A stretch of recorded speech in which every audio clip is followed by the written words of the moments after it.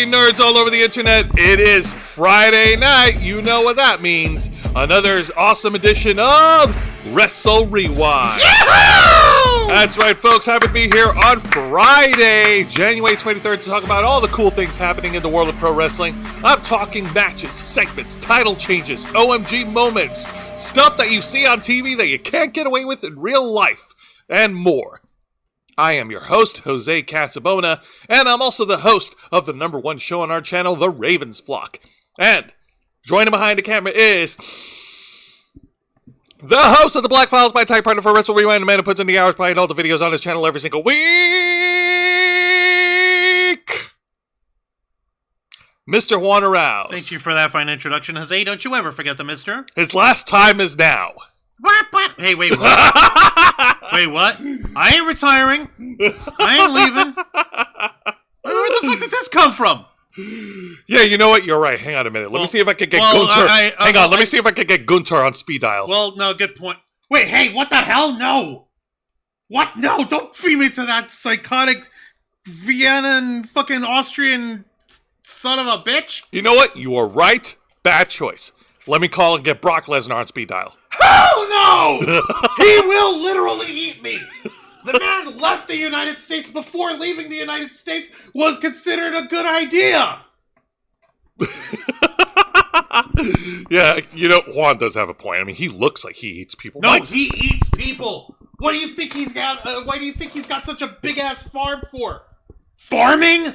Are you kidding? That's where he hides the bodies. So before we get too deep into... Why do you think Sable ain't looking the way she used to? I mean, he's giving her an all-cannibal diet. I mean, for Christ's sake. Oh, dear. Oh, yeah, he eats deer, too. Well, gee, I wonder why. And folks, like all our other... down the human. You didn't have to answer that! Jesus, shut up! No. Like all our other shows, we are simulcasting on YouTube and Kick. So make sure you hit the subscribe and the follow button. Click that notification bell for all our content. Leave your questions and comments below. We'll answer as many as we can. And if you wish to go above and beyond to support the Ravens Flock, then you can become an inner flocker. And for $4.99 a month, you'll have access to all the perks that comes with our membership. Juan, tell them. Well, for all the inner flockers we've got in our chat, and I know we have plenty, go ahead and show off those lovely membership badges and custom emojis, letting everyone know that you're here to help rescue the Ravens Flock from the clutches of late-stage capitalism to become full-time streamers. Since 2013, we've been working hard, staying strong, making your voice our mission. The only thing standing in our way now is the fact that we have to work 9 to 5 jobs just to keep our lights on. However, there's a way that you can help rescue us from this dim and dismal fate, and that's by doing what you find folks at home do best, which is supporting the Ravens Flock by liking our content, commenting both during and after the stream, especially after the stream, because that lets the algorithm know that you like what you see and you want other people to see what you like, sharing our content across all social media, and of course subscribing and making sure that everyone you refer us to is also subscribed, and you guys have the notification bells hit for all alerts. Also, make sure you all click on the hype button, because something magical happens. It's literally just hype. Come on, hype us up. We want to be hyped out. Hype us. And of course, the more folks that you refer us to, the more subscribers we get. The more subscribers we get, the more inner flockers come out of it. And before you know it, we'll be completely self-sustaining to the point where we're no longer just doing this channel for the love of the game, but also as our livelihood. With your help, we can and will succeed. You also get access to Members First and Members Only content, a special discount to our merch store, link in the description below, and you get access to all of us, the Ravens Flock, your favorite Motley Crue nerds, here to make your voice our mission by providing us your thoughts, your input, your feedback, and your ideas to better shape the future of this channel to suit your tastes and needs. We see Christy Rando-sama in the chat, and Lisa Boo is here as well. I saw Christy Rando-sama. How you doing? I'm sorry that you're feeling like shit. I'm sorry that you're incredibly sick. It is the worst time to feel sick because we got a giant crazy cold storm coming in this weekend. But global warming isn't a real thing. Yeah, the hell it is! It's always met with extreme polaric fucking temperaments of the weather. Fucking hell, people need to read. People need to learn. And also, people need to give props to Christy Rando-sama for being an inner flocker for 34 months! Hey! Pray tell, folks, Jose, what is it exactly that we do here on Wrestle Rewind? Well, here on Wrestle Rewind, we review 3 of the most exciting pro wrestling programs in North America today. WWE's NXT, AEW Dynamite, and TNA Impact. All right, so here we are. We're near the end of the month of January. We're about to enter the Royal Rumble weekend, which, by the way, spoiler alert, we're not going to be covering here on this channel because it's being held over in Saudi Arabia. The glorious and progressive city of Saudi Arabia. Blood money, blood money, blood money, blood money. Sorry, our love for WWE has its limits, and we tend to stay away from anything gross and corporate. We may not be professionals, but we have standards. Thank you. Now, with that being said, of course, NXT is shaking things up with their roster, introducing a new generation of talent to start the beginning of the year. AEW is also getting things set up for their year with AEW Revolution coming up in March, and TNA just wrapped up the first pay-per-view of the year, TNA Genesis. More on that later. Now, let's go ahead and start things off with reviewing this week's edition of NXT. Wancho! Ring that bell. Don't mind if I do. All right, here we go. Oh shit, Carisi's up in North Georgia. Oh my god, because the storm goes down as far south as Atlanta. So, ow, fuck. Please be safe. Please take care of yourself. Oh no! Definitely drink NyQuil. Definitely get some firewood. Definitely hunker down. My goodness. For the love of God. One of my girlfriends is up in Georgia. God damn it. All right, let's go ahead and start things up, Juancho. We open up WWE NXT with something really awesome for everyone to enjoy. And it is a one-on-one contest for the NXT North American Championship. As a defending champion, All Ego, Ethan Page, defends the title against this newcomer coming straight out of WWE Evolved that is newly signed to NXT from Paris, France. I kid you not, he is a French luchador. His name is Elio Lafleur. Elio Lafleur. Yes. You're kidding me. I kid you not. Go ahead and Wikipedia this guy. He's literally from France. He's French. Well, it's Elio Lafleur. Oh, Elio Lafleur. Jeez, you need to... No, his page is right there. There you go. There. Agile Blanc is one of his other names here. Yep. Yeah, Elio Lafleur, Agile Blanc, White Eagle, and Yama C. 5'11", 187 pounds. The guy's a cruiserweight all the way from Paris, France. Holy shit, and he's been in the wrestling business since 2014. So, not bad. 12 years in the game. Excellent. He's paid his dues, and, geesh. He's got a unique look to him. Yeah. C'est rien du tout, c'est vrai, mon ami. Oh, Titi Croissant. And this actually fits for Ethan Page because Ethan's Canadian. So French, Canadian, and Canadian. No, French. No, French Canadian. French Canadian versus French. Well, that depends. French Canadian. Well, He's not a Quebecer, is he? No, he's from Hamilton, Ontario. Then yeah, no, it's just Canadian versus French. Fuck. Fine, whatever. Anyways, so we start things off with. C'est ton surprise, papa. I don't know how to say good lucha things in French, so I'm just gonna say good lucha things. With Elio Lafleur, who runs around circles around Ethan Page in the first half of the match. He is out wrestling him. He is out flying him. He is basically outpacing the North American champion at every turn. So you're clearly outmatched here, my friend. C'est bon lutteur. C'est les bons lutteurs. That's good lucha things. Oh, thank you. Yeah, you're welcome. You didn't have to do that. I know, but I wanted to. It's funny. Oh, my goodness. But yeah. My hubby just got 2 Jackery giant-ass solar-powered batteries he's been prepping for years. Holy shit. Okay, yeah, that's good. That's good. That's actually really good. Jackery's a good brand. Nice. All right, so let's go ahead and continue. Elio Lafleur and Ethan Page. Of course, Ethan Page was able to stop the high flyer in his tracks. Check out this awesome move he did. He did a top row buckle post backbreaker, basically just dropping the guy right on top of the turnbuckle. So what was Lafleur up on the top and yeah, he was up on the top. Ethan Page went all the way up there, stopped him, and then pretty much dropped him and did a backbreaker onto the buckle post. Okay, that's really cool. Okay, yeah, clever. Not even like, oh, I'm gonna throw you off or I'm gonna trip you. Like, no, I'm just gonna scoop you and drop your ass on this unprotectable piece of metal that only has like maybe half an inch of foam between it and your back. Just maybe half an inch. Maybe half an inch. He'll be fine. So again. But that being said, from here on in, on the second half, Ethan Page has taken control of the match. Every time Elio Lafleur tries to make a comeback, Ethan Page has an answer for it. Go ahead, next picture. Aha! Yeah, no, except, well, and there are a few moments where he was able to get some offense in. He hits a snap suplex onto Ethan Page. He hits his own comeback, and it's so awesome seeing this kid fly so fast. And I swear, the ring gear, his physique, his high-flying ability, it gives me, like, it reminds me of the shades of the younger Brian Kendrick and Paul London. You remember that team? Yeah, Kendrick and London, those guys are awesome. They were awesome. Yeah, and then what is it? Paul London's an asshole now, or what's up? He's an old asshole in real life, and Brian Kendrick was fired from WWE for something racist that they may have said or done. I don't know. God dang it. Well, at least you can tell Elio Lafleur he is enjoying himself. Look at this shit. He's smiling. He's laughing. He's having the time of his life here. Yeah. The referee, on the other hand, looks completely checked out, though. This is boring. My feet hurt. This building's too cold. I'm missing my soap operas. Can one of you pin the other already? Can one of you guys pin the other already? I need to get home. Now, Ethan Page did try to hit the Ego's edge, but Elio Lafleur was able to reverse it into a Hurricane Rana pin. Ethan Page was able to kick out after 2. And then, near the end of the match, we get to the finish.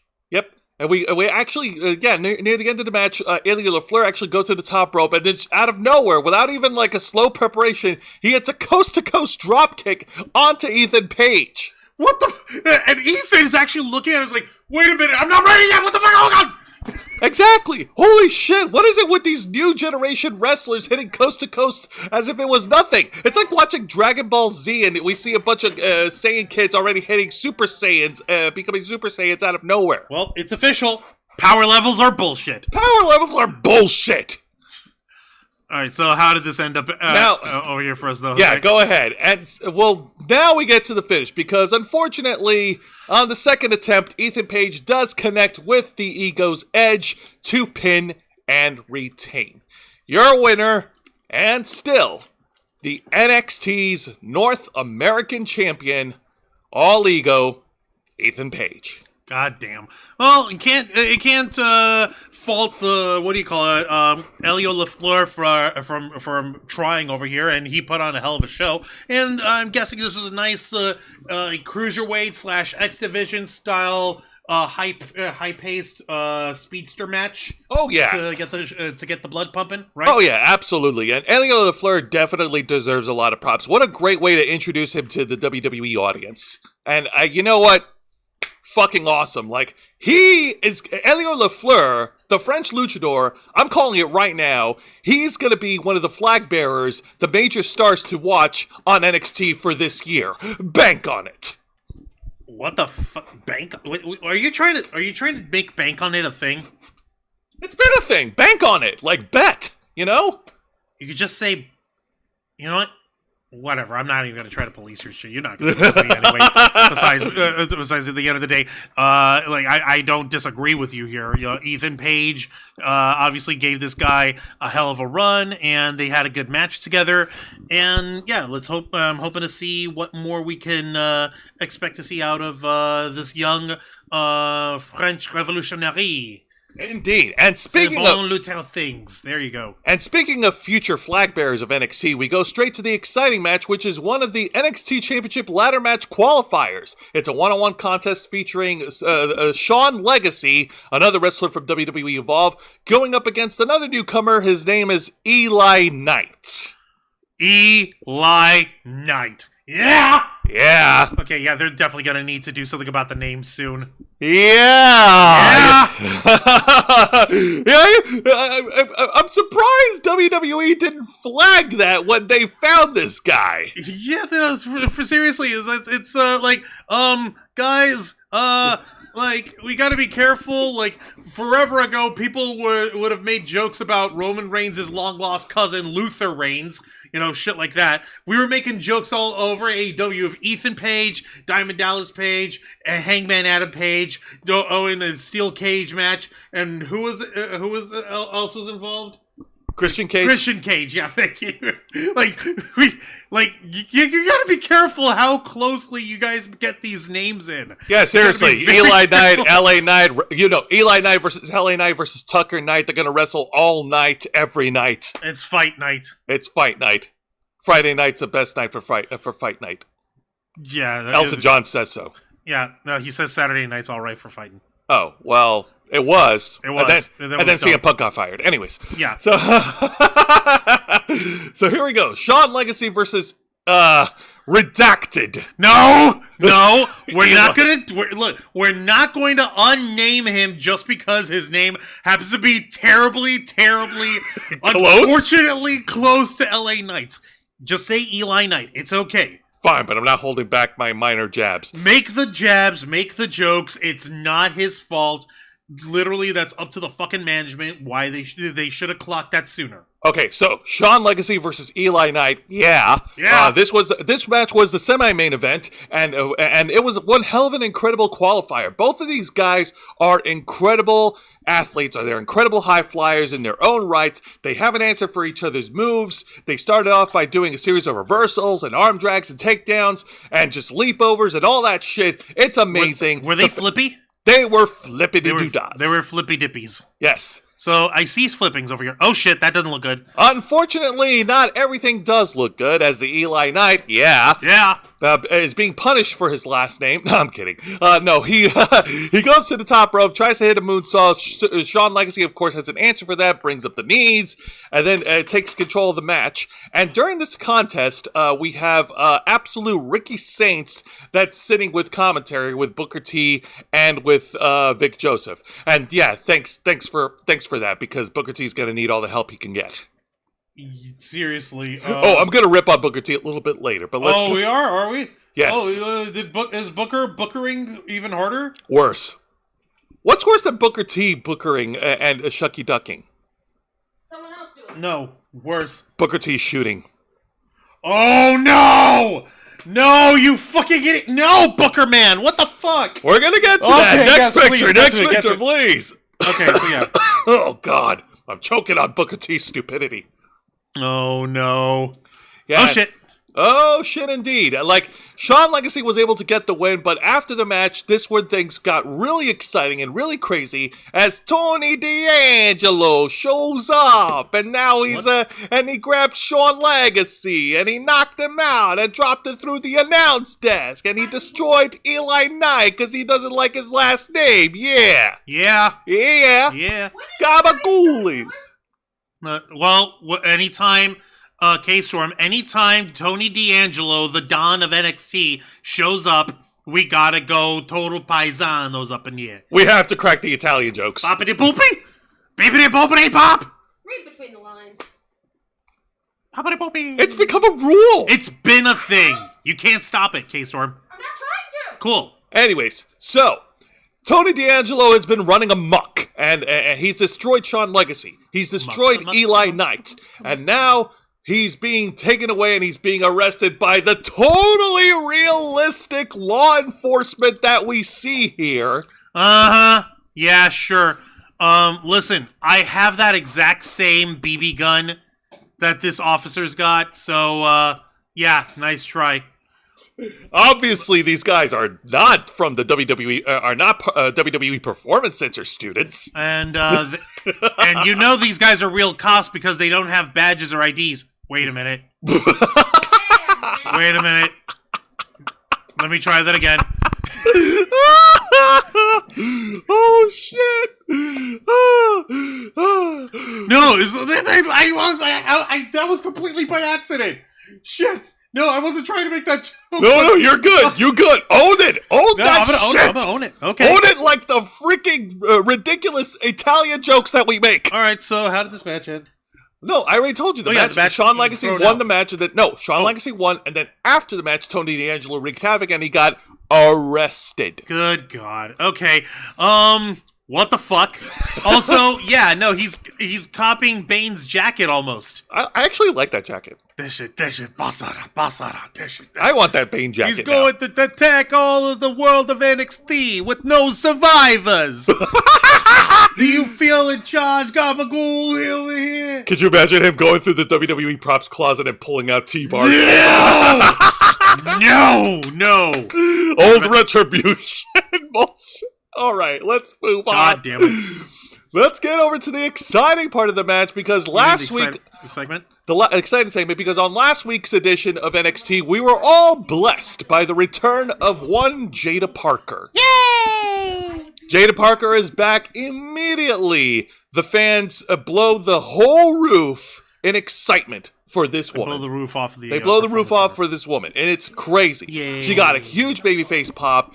She talked about, she gave a really heart-warming babyface promo, and she explained, well, she didn't exactly explain, but she did give us a little bit of hints of, like, why she's been away for so long, and she's basically happy to be back, and she's pretty much she pretty much talked about how, like, she is the realist in the NXT locker room. First, I'm the realist. Yeah. And the whole world feeling. It's a really nice promo. It's great. And then the lights cut off. Oh, no. And we get a surprise appearance from The Undertaker. No, it's not The Undertaker. It's Blake Monroe up in the crow's nest stage. And the spotlight pointed at her. Okay, for the record, nice. Very nice. Very nice. Damn those legs. God damn, woman. Yep, the former AEW Women's World Champion got on the mic, and she pretty much said, just in case you need a reminder of where the spotlight belongs, darling. Okay. She's pretty much trying to big sister Jada Parker in this portion of the promo of the talking segment. God dang it, Blake. No, but for real, nice.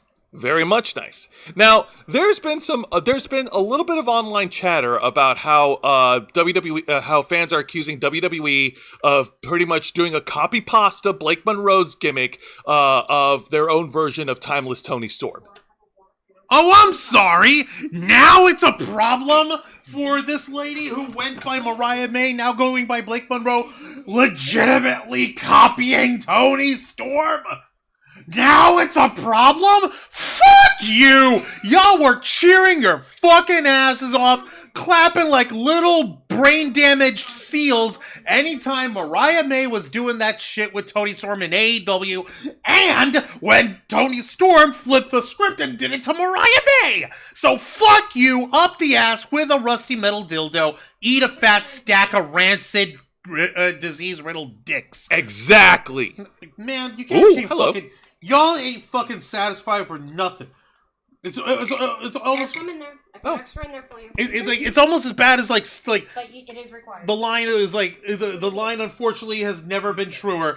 There's like no one hates Star Wars more than Star Wars fans. In this instance, no one hates like NXT more than NXT fans. Dumbasses. Or wrestling more than wrestling fans. Yeah, there we go. That's what I was trying to say. Thank you, Jesus. As you can tell, K-Storm brought his dinner. Whoa. Is that Hassan Terrell's... Is that another... No, Hassan Terrell changed his profile. Oh. Oh, yeah, it's very yummy. She made us chicken and tortellini. Yay! Thank you, honey. Hi there, guys. How you guys feeling tonight? We're feeling great. It's Friday night, after all. Lemon tomato butter sauce. Ooh, in a lemon tomato butter sauce. Yummy. Yeah. But yeah, I have no problems with the former Mariah May, obviously, for obvious reasons. Because it's obvious. I mean, again. But nice. That being said, good talking segment. Like I said, they're setting up Blake Monroe versus Jada Parker, and I think this rivalry is gonna be lit. Mm-hmm. I have to try this dinner off. Give me a second, folks. Yeah, you do that while I talk about this. Because legitimately, these guys are just giving this a shot. It's no big deal. It's not the end of the universe. They're only complaining now because she's in WWE. That's literally the only reason why they're shitting about this. Change myself for a Pluto TV account. Cool. That's fine, Hassan. All right. Now we're going to get to the Royce match. And this is the part where we're going to start ripping on Booker T. Oh, no. What's his ass doing? Okay. So let's talk about this. This is another one-on-one contest. This was earlier in the night, where another round of ladder match qualifiers for the NXT title, as Shiloh Hill takes on Josh Briggs. Now, the match in itself wasn't bad. The match was actually okay. Not exactly up to the same level of hype of excitement as Shawn Legacy and Eli Knight, but it was still pretty good. The worst part about it was Booker T's shoot commentary on Josh Briggs. He pretty much said this. I don't remember word for word, but I remember enough. He said, hey man, Josh Briggs, it's 2020. We're in the new year now. The window's closing on Josh Briggs because you know what happens every year after WrestleMania. They start firing people. Why would you say that to Josh Briggs, who is struggling on NXT since his debut in 2021? Because he's saying, hey, buddy, we're going to cut your ass. But He's still, basically literally just telling everyone, we're going to cut Josh Briggs. Fuck him, he doesn't matter. Oh my god. Fuck, you're not supposed to say that on national television. But the Booker man apparently can, because Shucky Ducky Quack Quacks. I don't fucking know. Is this related to it at all over here? Oh yeah, Shiloh Hill won the match, and then after the match, before he got arrested, Tony D'Angelo destroyed both competitors. Gabagoi, that's what's going on, yeah, paisano. That's happening over here. That's how you get this stuff done, yeah.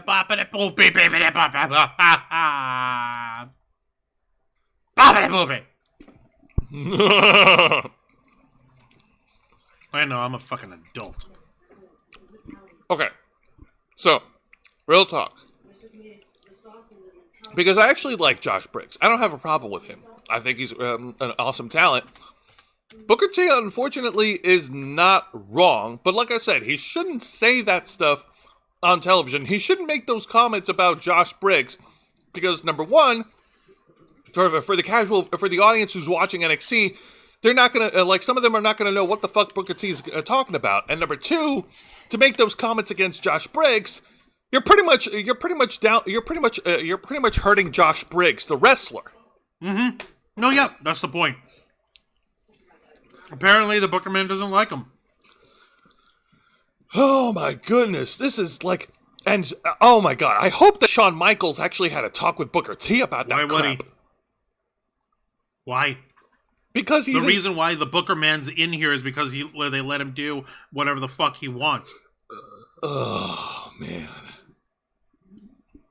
Well, still, I'm sorry. I found those comments from Booker T very tasteless and just unnecessary.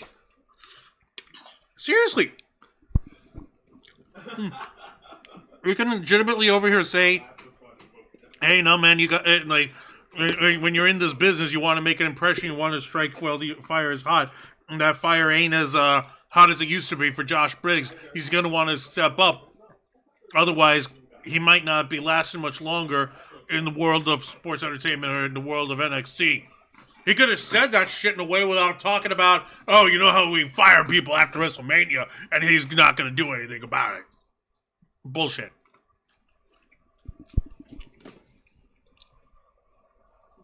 Thank goodness that Vic Joseph and Ricky Saints were there to stop Booker T from talking anymore about that shit. Good. Oh, man. For fuck's sake, Booker man, what the hell? Yeah, yes. Thank you, Booker T, for foreshadowing the annual WWE spring cleanup of people who are going to get fired. No one knows what they're doing. All right, let's go ahead and continue on. The mess segment of the night? Yeah, and this one was okay, I guess. WWE NXT found a new big guy to start talking about since Oba Femi is being called up to the main roster, and this man here is Keanu Carver. That's right. The guy with the first name from one of the coolest actors of all time, and the last name from the man who gave us peanut butter. Yay. Yay. Keanu Carver has a sit-down interview with Blake Howard, and unfortunately, Keanu Carver really doesn't have much patience, because at the beginning of the interview, he immediately gets up, he's all huffy and puffy, and he's mean and shit, and then he storms out of the interview, and then he marches over to Ava's office, and some shit going on. Obviously, they're trying to do something with him, but like, eventually, like, you gotta talk. We gotta know who this guy is. Like, you can't just storm off on an interview. Like, you have So to... Blake Howard just starts talking. Keanu Carver doesn't answer. He gets up. Storms out. The camera follows him to Ava's office. He closes the door. You don't hear him say anything. Oh, no, we hear him yelling, but I can't make out... Well, like, I can't make out what he's saying. What the fuck? Like, you That's have weird. you have not earned that yet, Keanu. You came from Evolve, okay? Buddy, you ain't there yet. You ain't there yet. All right. Yeah, he does not say that on CW Richmond Network. Oh, Yeah, talk about Booker Man. Oh, Booker T. Oh, yeah. Oh, no, but he did say it. I saw it on YouTube. He said it word for word, buddy. God dang it, Booker. Now, before we get over to talking about the main event, we do have an honorable mention to share here on this program. And this one goes to the tag match of the official in-ring tag team debut of the Vanity Project, all the way from WWE Evolve. You've got the team of on the left. You got Brad Baylor and Ricky Smokes, and on their corner they have the WWE Evolve champion Jackson Drake. They make up the Vanity Project. They had a pretty solid tag match against the dying breed that is Chase U. God damn it. Alright, well, gotta start somewhere over here, I guess. Oh no, they have incredible tag team chemistry. In fact, the Vanity Project were actually one of the main stars from Evolve since last year's televised debut. And they've been the guys to watch. They've been showing up a little bit on NXT. They're officially now on NXT. As for Chase U, well, I refer you to Booker T's shoot comment. Really? Asshole. But there is some bright good news. Huh. Apparently, there's talk that what's his face, Uriah Connors, the guy from Chase U, his real life brother David Finlay Jr., aka the son of Fit Finlay, might actually sign with WWE. Yay! Yay! What's up, Cave Storm? I got my You do food. know you have a time limit on that medicine of yours, right? I'm aware of that. I'm managing my time Okay.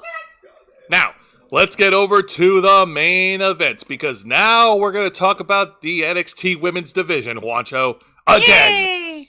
And this one is amazing. It's a triple threat tag team match, player. Holla, holla, holla, holla, holla, holla. From left to right, you got the team of Zaruka, Sol Ruka, and Zarya against the team of the WWE Evolve champion Kendall Gray and Ren Sinclair versus the Fatal Influence, being represented by Fallon Henley and Lainey Reed. Okay, so, last I checked, so Fatal Influence, they're still, wreaking havoc. They're still trashing other women. Kendall Gray and Ren Sinclair, honestly, like, I can't see how Ren Sinclair is apprenticing anyone, because she just looks younger and she looks smaller than Kendall Gray, but that's not what's important. What's important here is that we've got an interesting tag teams with a dynamic that won't seem to quit in the form of Zaruka. Just like how these girls keep teasing that they'll break up and they don't. Yeah, don't you love that whole will they, won't they shit? Seriously, I swear to God, what's his face? Fucking Shawn Michaels is jacking his Janetti in the worst way. Nope. Sorry, guys. The barbershop is still under construction. Just got to put up that solid pane glass window. Jesus Christ. All right. Hit us up, Jose. All right. How'd So the match go? the match was absolutely stunning. Go ahead. Everybody got a chance to show off their moves here. Is that That's Kendall Gray hitting Gray? an unbelievably beautiful moonsault from the top rope, annihilating Sol Ruka and Zarya at ringside. Ow. Yep, and following that up, Ren Sinclair also did a top rope dive onto Zaruka. Ren QCC was definitely held their own on the first portion of this main event, and at the same time, both the lady teams are trying to fend off against the NXT Women's Champion JC Jane, who's been providing support at ringside. Oh, god damn it. Of course she is. Of course. Like you gotta remember, Fatal Influence, they don't travel alone. Just because JC Jane isn't in the match doesn't mean she ain't gonna involve herself. We also got some impromptu, inter-team cooperation here. I don't know how best to put it here, but they pretty much did an impromptu doomsday device where Zarya knocked off Ren Sinclair from Fallon Henley's shoulders. Okay, this was just okay, you know what? Fuck it, whatever. Yeah. We got this set up. I ain't give a damn. It happens. Just fuck this chick in particular, apparently. Now, during this triple threat tag match, the story that they're also telling is, of course, the team dynamics of Zaruka, because there were a few moments during the match where Zarya tagged herself in, and Zaruka was just looking at her like, "Wait, are you serious?" I don't blame her, because these ladies are edging you in the worst way. Like I said, Shawn Michaels is jacking his Jannetty too fucking hard here. Also Zarya's working hurt. She has injury bandages on her upper body because she recently wrestled a match against Li Ying Li for the TNA Knockouts title at Genesis to a losing effort. Well, not horrible. We'll get to more of that stuff in the TNA segment, right? Yeah, of course. Now, let us continue here. We see some more tag team dynamics from Ren QCC. Yeah! And they pulled off an incredible total elimination tag move, the move made famous by the Undisputed Era. Nice. Yeah. Ren Sinclair did a leg sweep, and you can see here Kendall Gray hit a running elbow onto Zaruka, but Sol was able to kick out after that tag team move. Ow. Nice. Yep. And as a show of incredible... Yep, go ahead, share that. And, and we get some more impromptu, tag team... cross-team action. Yeah, here. Yeah, no. Zaruka tries to fight off against the odds. Lainey Reed hits a super kick on Zaruka, and then Lainey Reed rips Kendall Gray against the ropes, and she hits a spinning blue thunder bomb, respect to Sami Zayn. Nice. Yeah, it was awesome. It was great. That's great. But then Zarya tags herself in one of those reluctant tags, yet again, showing off her strength, and then hits both Lainey Reed and Ren Sinclair with a double spear. Ow. And in the final, okay, cool. And in the final seconds of the match, Zaruka was able to hit the Soul Snatcher onto Lainey Reed, and then Zarya follows it up and hits the F5 to pin and win for her team. Your winners and challenging for the TNA Knockouts tag team titles, Zaruka. Okay, congrats. Well done. They're totally breaking up. Hey, is that the NXT? When? Is that the NXT Championship up there? Oh yeah, because it's gonna be defended. Because it's gonna be decided in a ladder match on. Right, since it was vacated by the great Obafemi. Right. Exactly. So they're keeping it up there. Okay. Why are they keeping it up there? So that aren't they afraid that some? Yeah, I was gonna. So no one can try to grab it until then. Could you imagine? They fucking keep the ladders locked up somewhere until it's time for a ladder match. Can you imagine some of the WWE trainees who's just browsing around at the place, and he's like, "Oh, hey, look, it's the NXT title," and he tries to go up there, tries to grab it, and looks like an idiot doing it. No, even better, even fucking better. Imagine it. You've got you've got the actual lineup for the ladder match ready to go, and the lights fucking go out at the end, and the fucking championship belt is gone, missing. Because, seriously, Obafemi he Undertakered his way in, he teleported with the belt, and then he left, and the belt was left behind. So, it'd be even funnier and dumber if someone hit the lights, flash, teleported, and the belt got taken down. I'll believe it. Yeah, so, hear me now, quote me later. If I'm wrong, I'm wrong. If I'm right, God help us. Because that would be just as silly. So how was that tortellini? So good, my goodness. Thank you very much. Right? K-Storm's a fucking boss. I can't talk with my mouth full. It's bad manners. All right, and now we go ahead and switch over to this week's edition of AEW Dynamite. I'm so excited, and I'm just can't hide it. Okay, I have a bottle full of soda Oh no! that I'm not going to waste on you. Here that I could just fling at you wholesale. That I'm not going to waste on you here. Light the fuse at the Mine's Boom Dynamite. still sealed. Oh yeah, hers is still she'll do it. She don't go. Okay. Light the fuse at the Boom Dynamite. There you go. This week's AEW Dynamite takes place over the backyard of WWE's developmental in Orlando, Florida. Okay, now I see what's going on over here. Okay. I'm sorry, but we got to talk about the Rogaine elephant in the room. So clearly, we know for a fact MJF, he like our bald beanie, beautiful bearded bastard himself, Jose Casabona, suffered from male pattern baldness. The difference being, Jose is broke and MJF is not. Which is why Jose took made the choice of, rather than trying to deal with the stigma of balding patterns, he just said, screw it, I'll just shave my head and keep it shaved. However, MJF, he has money, and he was able to get that same balding pattern taken care of with a hair transplant. Hey, so, and now his hairline looks unnaturally even. Hey man, his midlife crisis, not mine. No, I'm saying no, his hairline looks unnaturally even, which is what makes it look like that's not real, like it's not really him. Yeah, no, his hairline, it just doesn't look right. I'm sorry. Tony D'Angelo will look at it and he'll be like, "Hey, what are you, stupid? What kind? What are you trying? What kind of wise guy you think you are? You over here trying to steal my look?" He would actually take that as disrespect. Okay, so what did MJF end up doing over here with his his big Burberry belt and his diamond? All right, so here we go.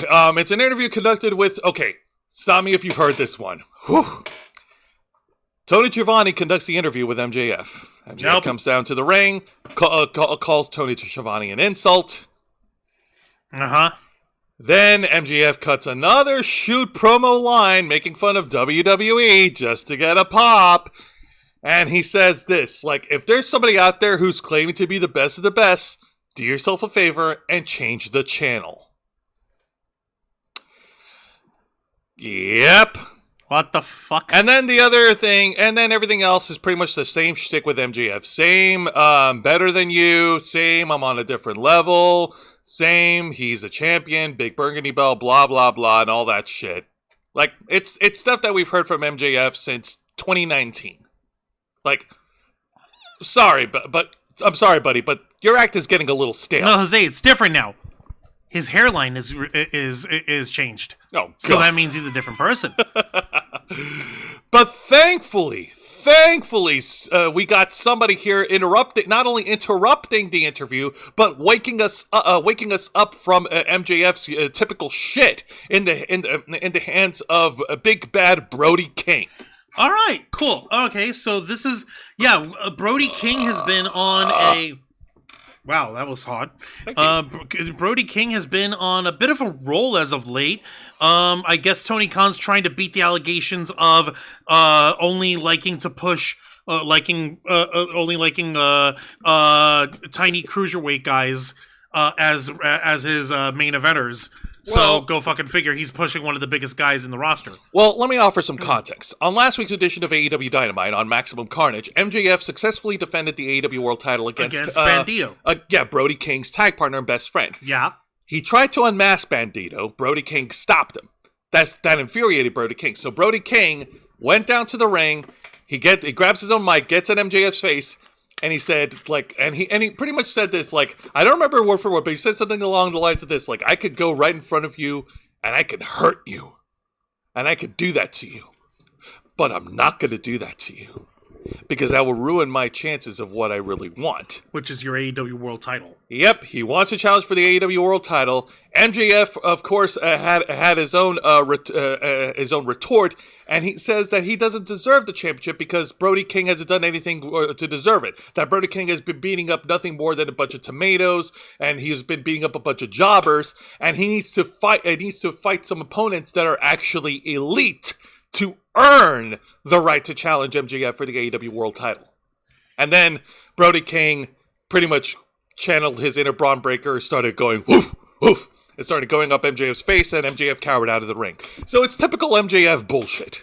Okay, I'm very tired of MJF's act. At the very least, we got someone new and different, actually going up against him.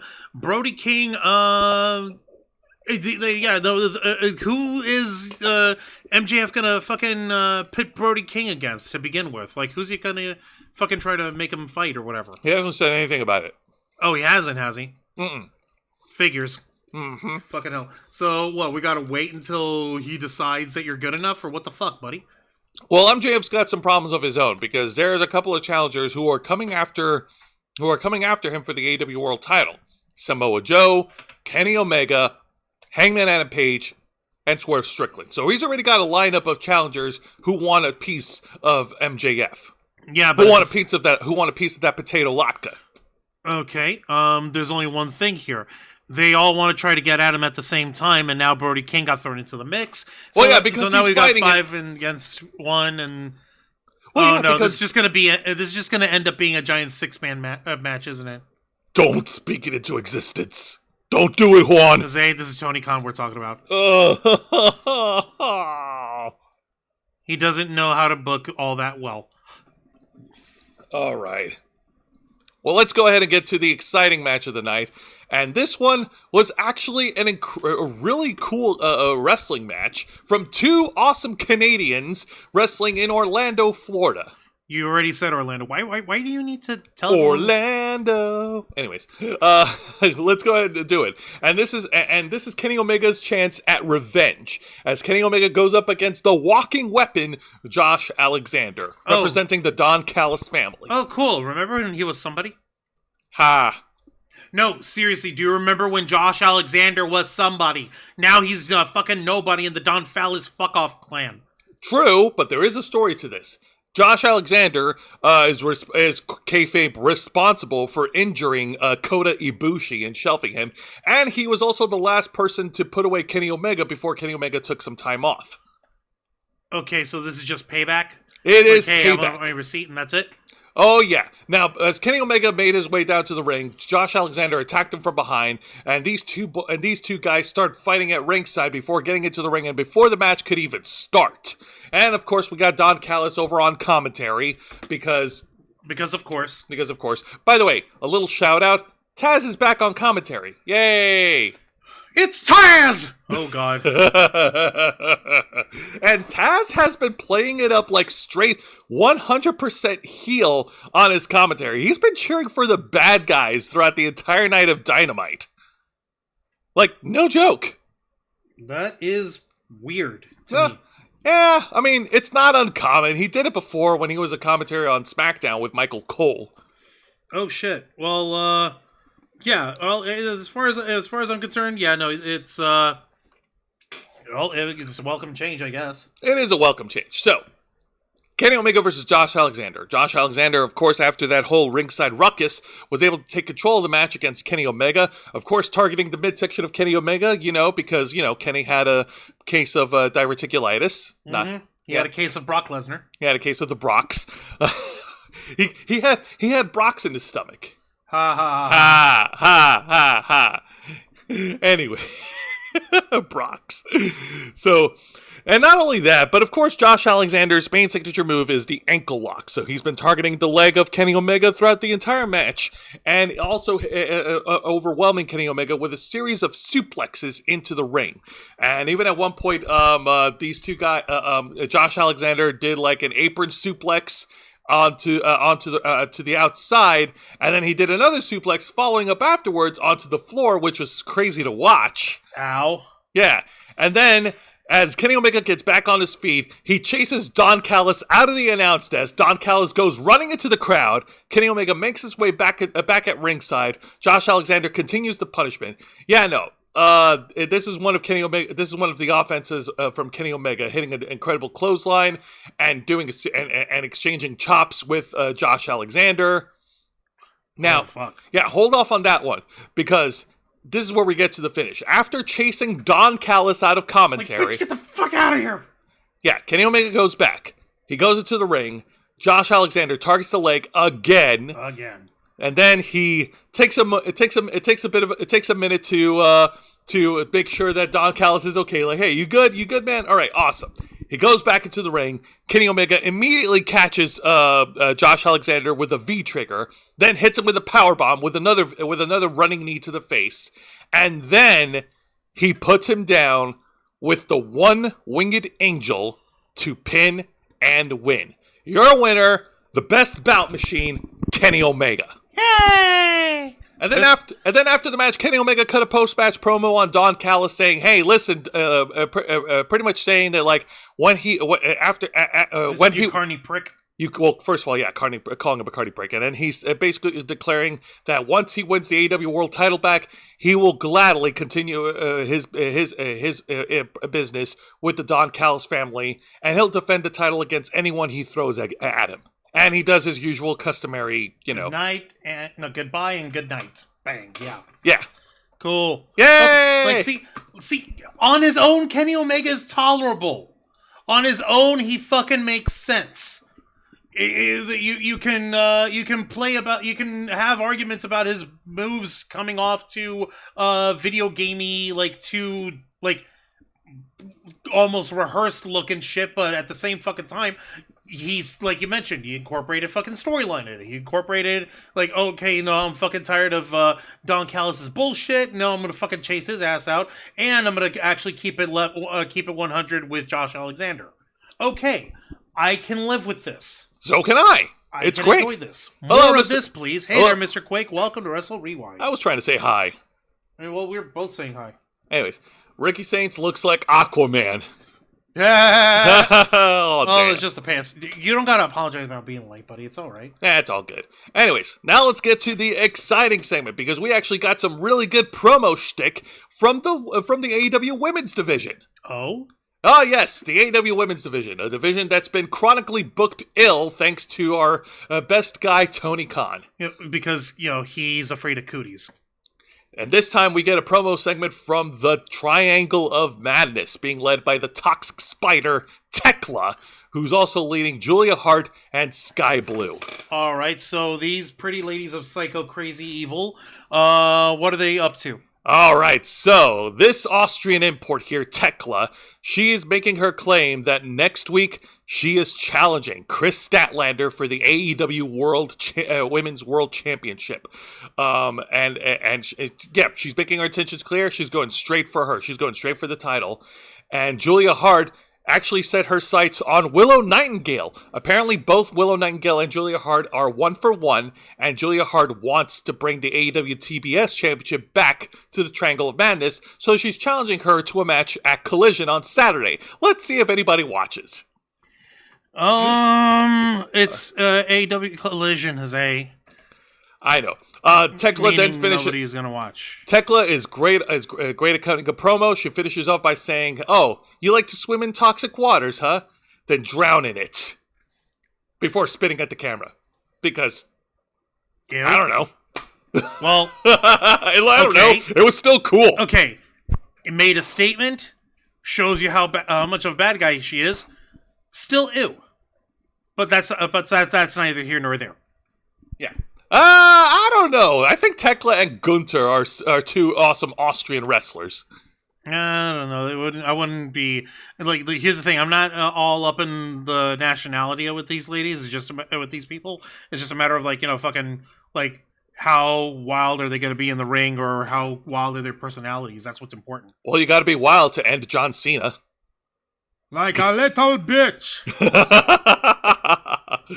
All right, now let's get to the match of the night. And this one is a one-on-one contest with Samoa Joe, the leader of the Ops, going up against 1/3 of the newly crowned AEW World Trios Champions, Speedball Mike Bailey. All right, Speedy boy. Got God help you. On last Saturday's edition of AEW Collision, Hangman Adam Page and the team of Jet Speed, Speedball Mike Bailey and Kevin Knight, successfully dethroned the Ops and won the AEW World Trios Championships with, of course, the Jet Speed pinning Powerhouse Hobbs, who was on his way out of AEW. And that's how you know that the Ops are changing him out for someone else now. Or they're just going to stick with what they have. Because now... They literally just changed them out, didn't they? No, they're now a team of 3. It's Samoa Joe, Katsuyori Shibata, and Taz's son, Hook. Okay. All right, my bad. I hope you'll pardon me. I was honestly legit thinking like, oh, well, they're going to just swap him out for somebody else then. But no, you're right. They'll just keep it as a trios. Yeah. So, Samoa Joe versus Mike Bailey. It was an okay match, and Mike Bailey definitely got a lot of shots in on Samoa Joe. Specifically, a lot of roundhouse kicks to the leg, to the midsection, to the arm. A lot of kicks to the jaw. Holy shit. Let me ask you something, though. Did Mike Bailey try to do a top rope dive and Joe noped away? No. Then this match sucks. I don't want anything to do with it. I will say this. There was way too much outside interference from the Ops. Katsuyori Shibata and Hook showed up near at the end of the first half of the match, and they provided support. And Samoa Joe was leaning a little too heavy on his partners for assistance during this match. And I'm like, come on, guys. Dude, this is you're Samoa fucking Joe. The fact that you're over here like, dude, you may as well be fucking putting on a fake face paint tattoo and be taking orders from Taz again. For fuck's sake. Like, what the fuck are you doing, Joe? You ain't that guy. Well, it almost looked like that because Taz was hyping up Samoa Joe on commentary.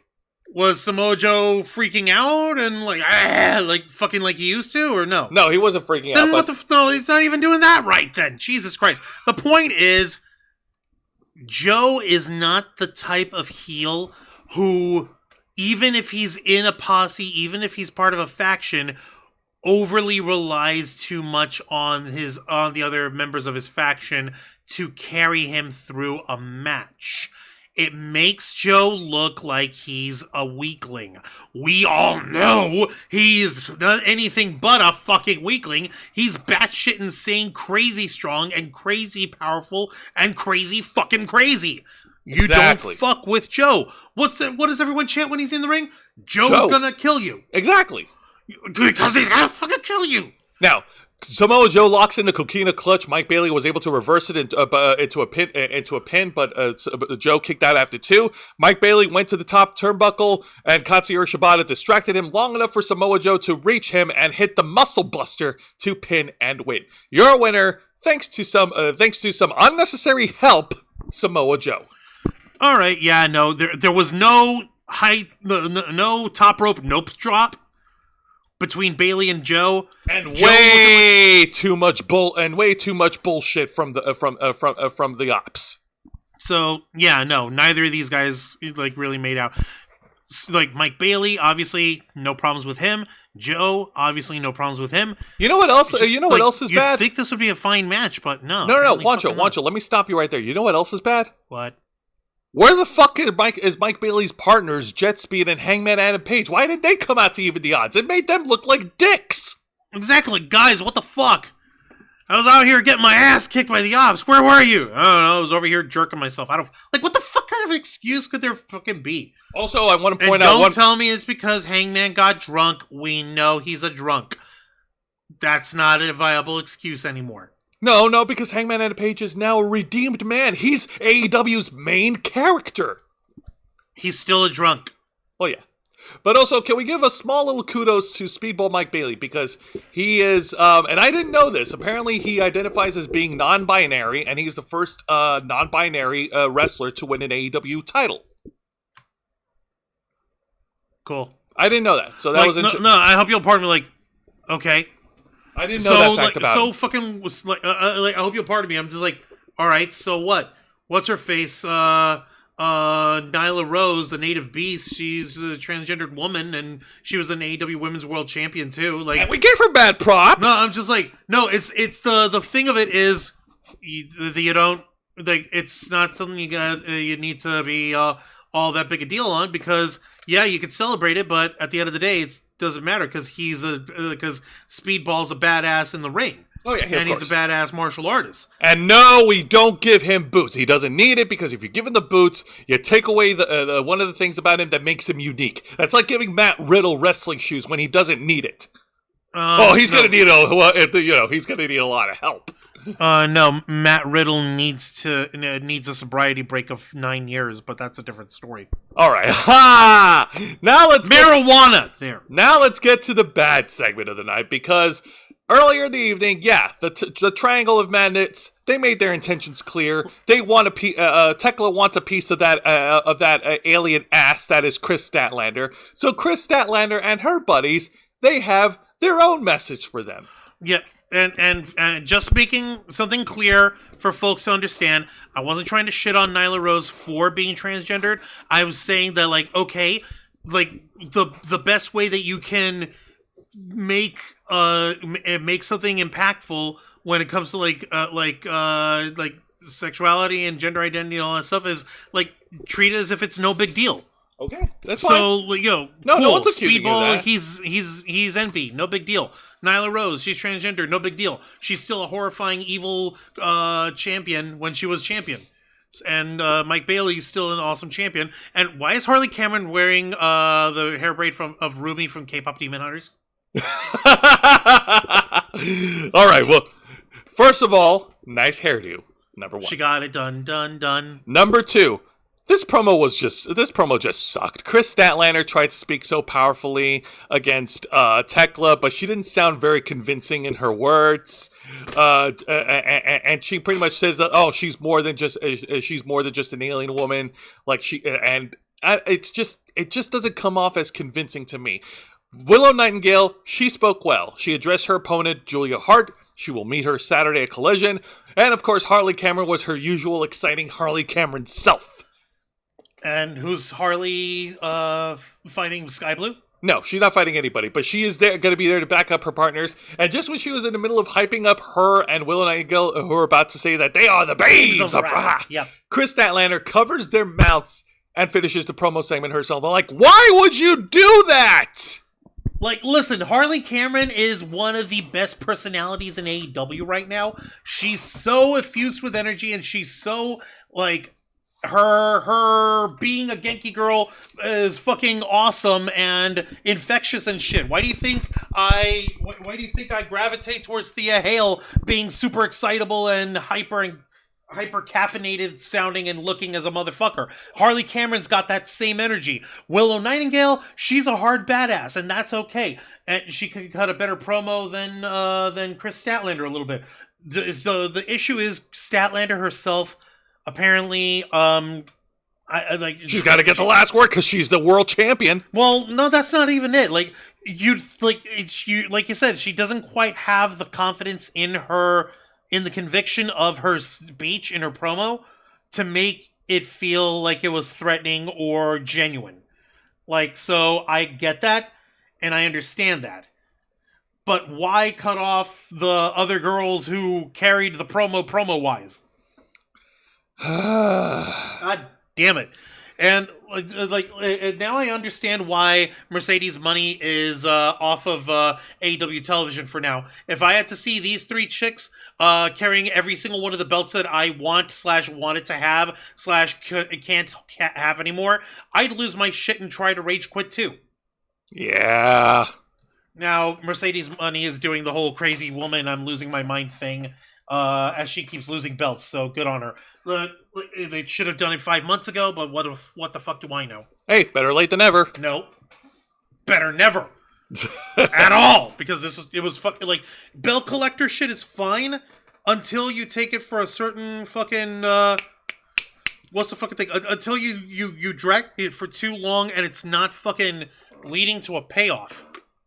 Not leading to a rivalry with someone who's going to actually dethrone her or whatever the fuck.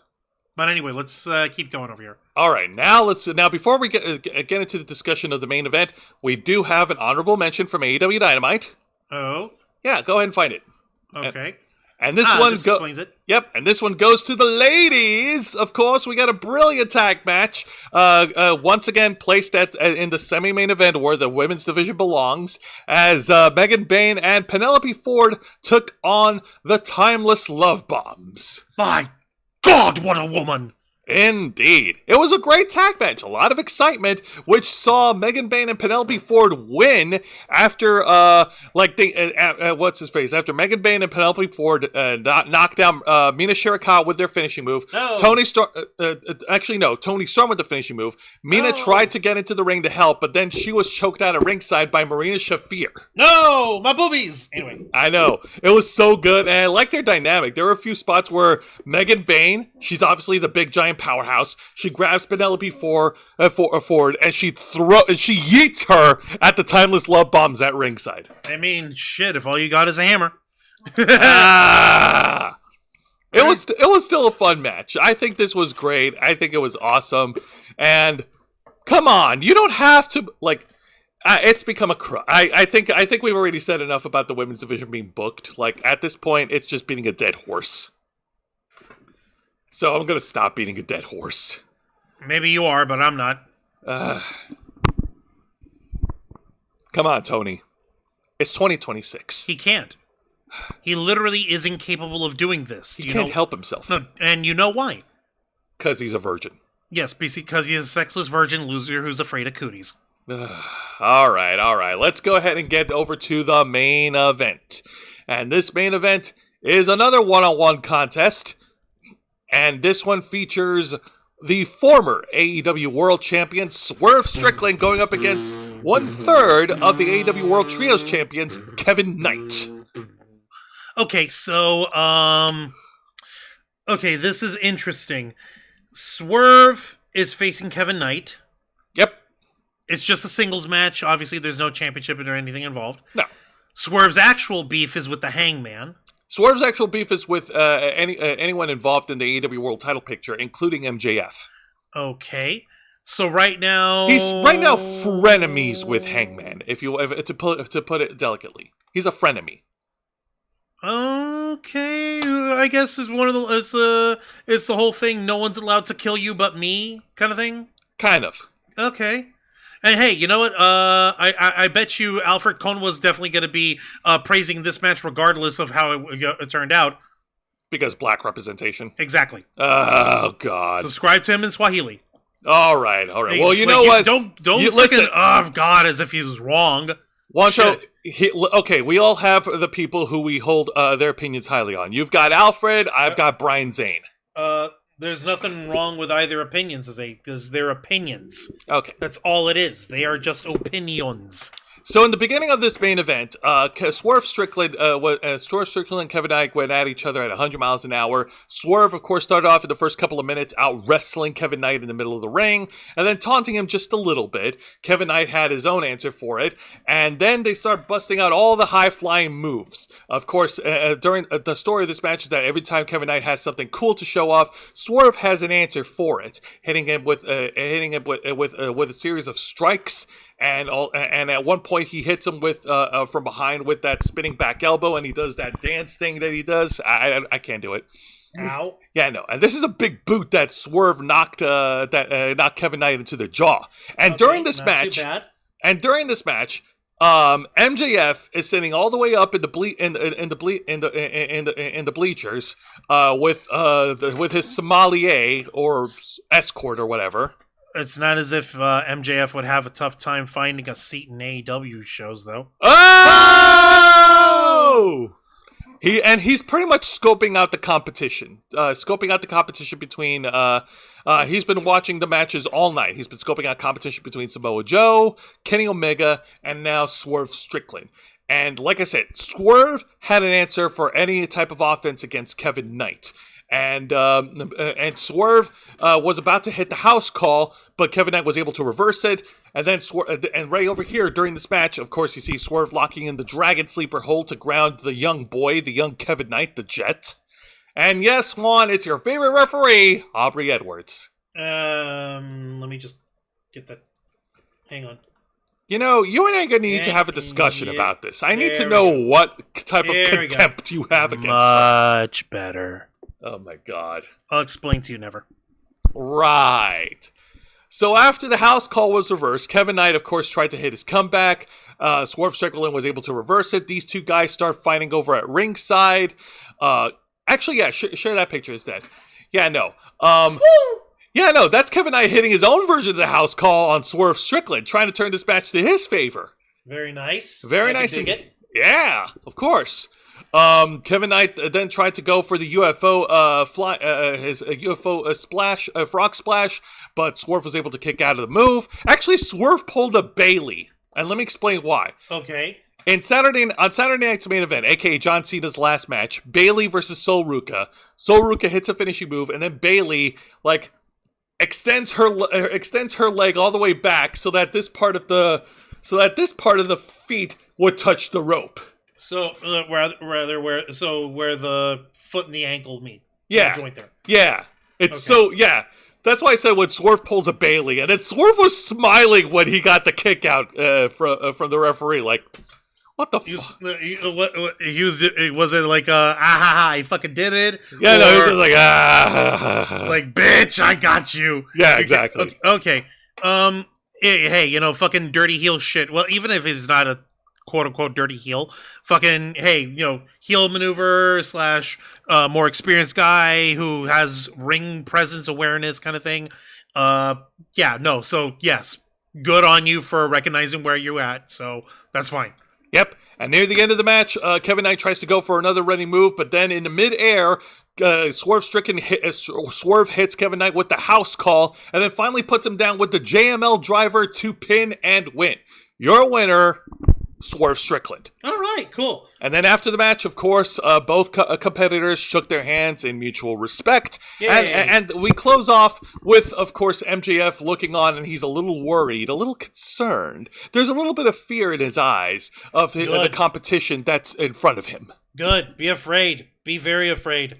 Now go ahead and start brushing up material on how he used to be Isaiah Swerve Scott and whatever else you can come up with. Yeah. We haven't heard that shit a billion times. No, seriously, so you're also getting tired of MJF's bit. I've been saying it. The trouble is that at the same time, he does tweak the stuff enough to try to keep it fresh for the shows. The problem is he's on TV every week. He's not changing anything in terms of his deliveries or his personality on there. And it's the changes in the personality that's what's getting people pissed off. That's missing. So, but yeah, no, Alfred Konuwa would definitely must have loved this episode of Dynamite for the main event. He's like probably say like, hey, this is gonna be one of the better rated matches of the night, and watch fucking what's his face, like watch Dave Meltzer give this like a shit rating. He's like, I don't know, I don't think it's like, because let's not lie to ourselves. Dave Meltzer's an old white guy, and you know how those kind of guys are. I don't know. Yeah, well, that's Meltzer. I don't pay attention to that guy. All right, now no one should listen to Dave Meltzer for anything ever. Now let's go ahead and start changing gears, because now we're going to talk about the main event of this year's TNA Genesis. Genesis. Oh God. Genesis allowed is not. Is planet forbidden. Yeah. The pay-per-view is called Genesis. Genesis? How can you be deaf with ears like that? Genesis? What, no Star Trek jokes from you?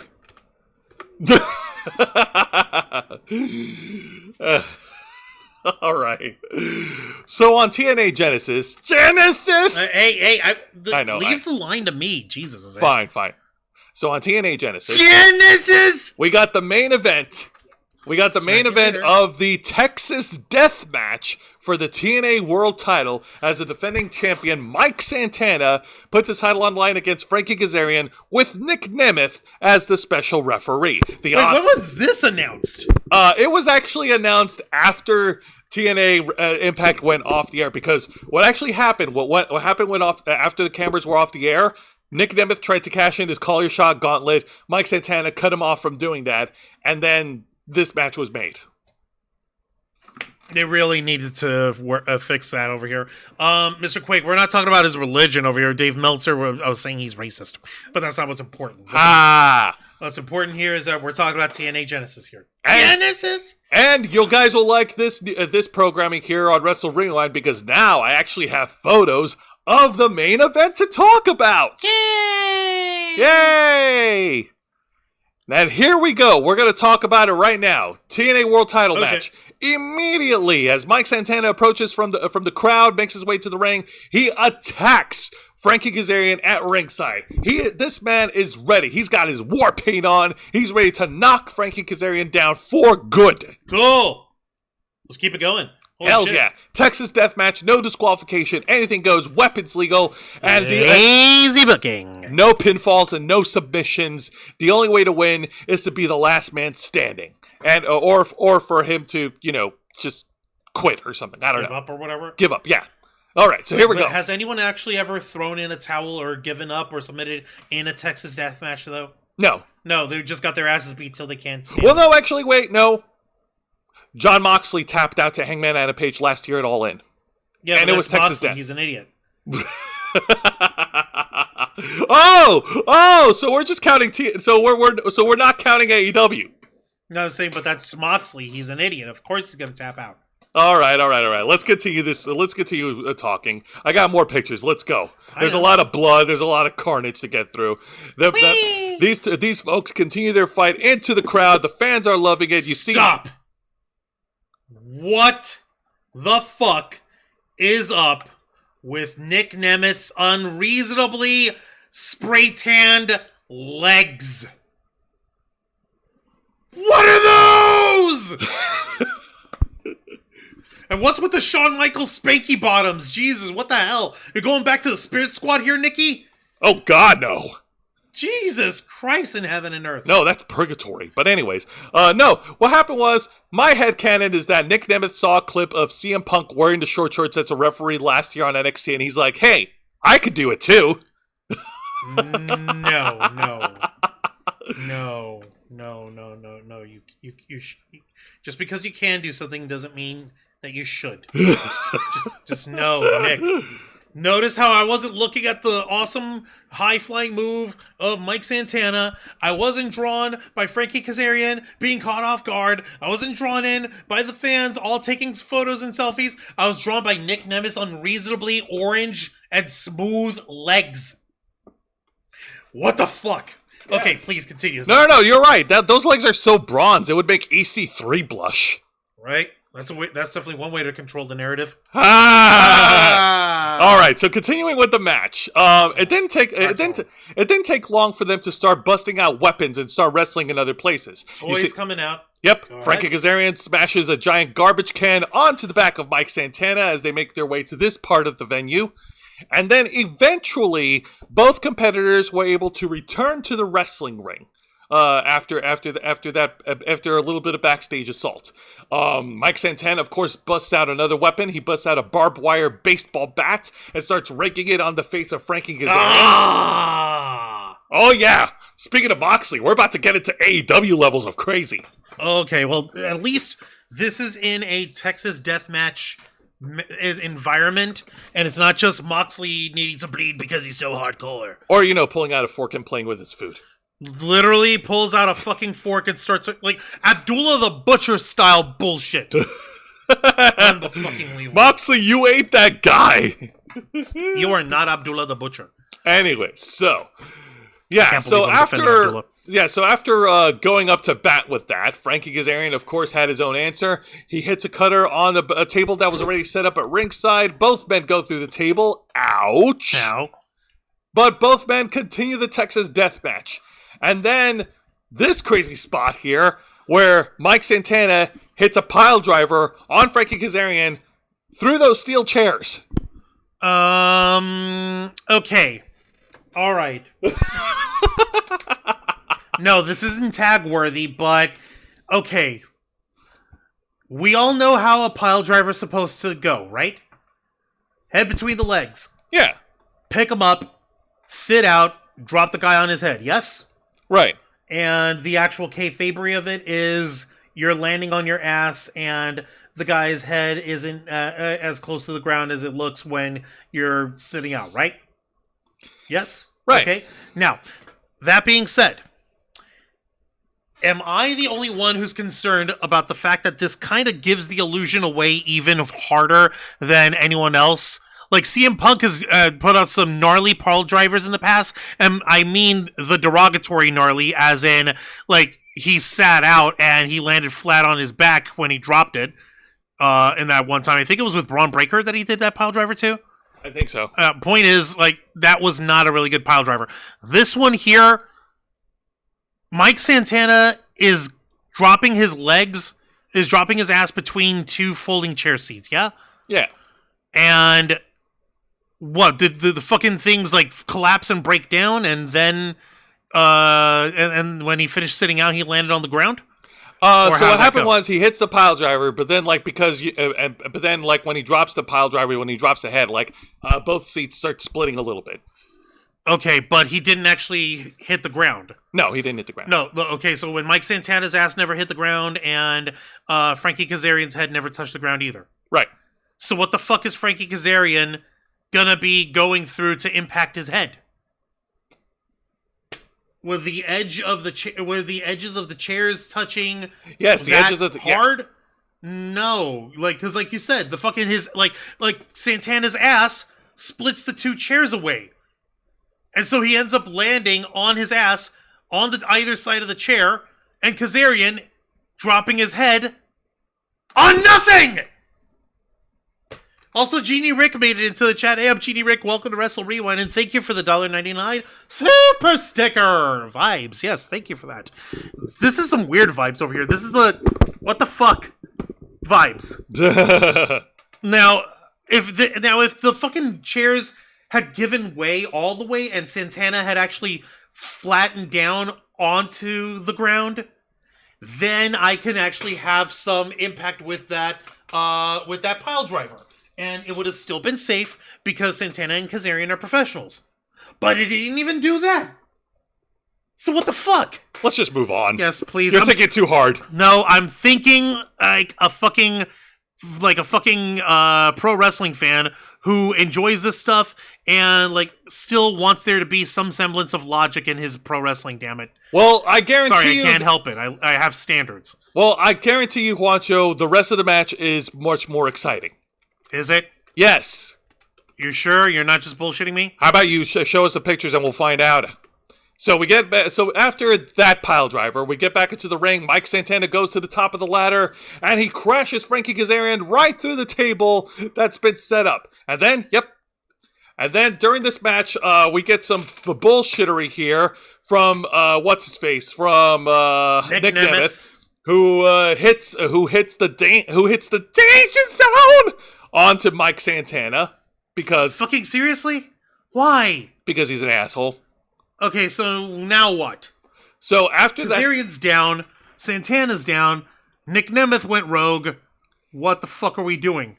Well, I'll tell you what happens. Well, first of all, of course, Mike Santana gets back up, knocks back Nick Nemeth, and then he wraps his arm in barbed wire and hits the spin the block onto Frankie Kazarian with the barbed wire arm, and Frankie Kazarian was not able to get back up.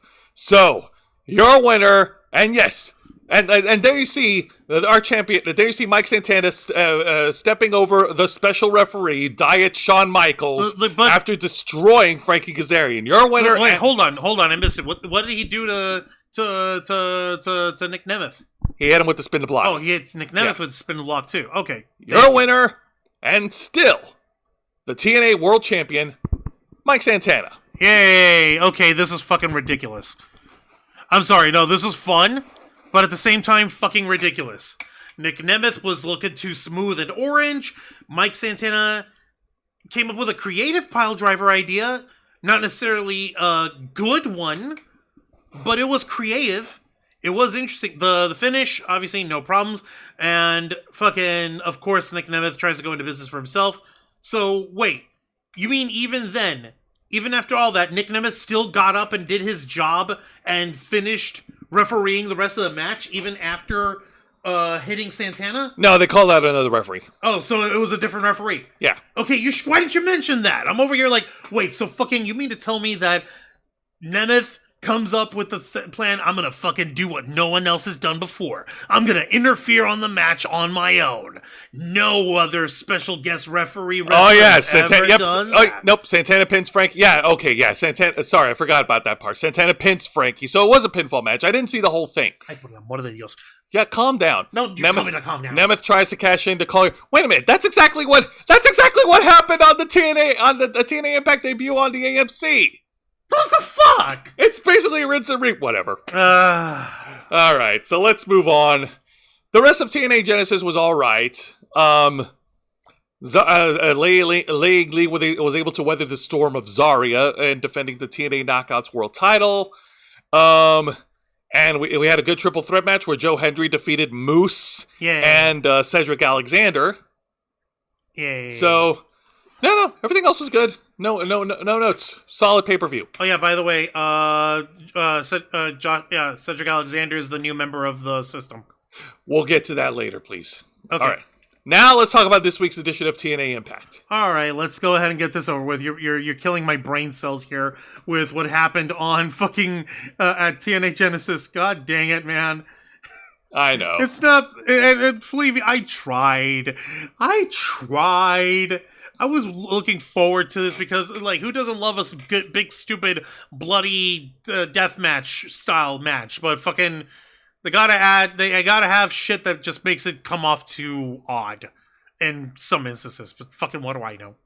All right, so we start things off at TNA Impact with a great one-on-one contest as the former TNA World Champion Moose takes on Cedric Alexander. Wait, remind me, wasn't Cedric Alexander aligned with, what's his face, Top Dollar? No, that was Rich Swann. Right, it was Rich Swann. My bad. I'm sorry. It's okay. No, I don't know why I got the two mixed up.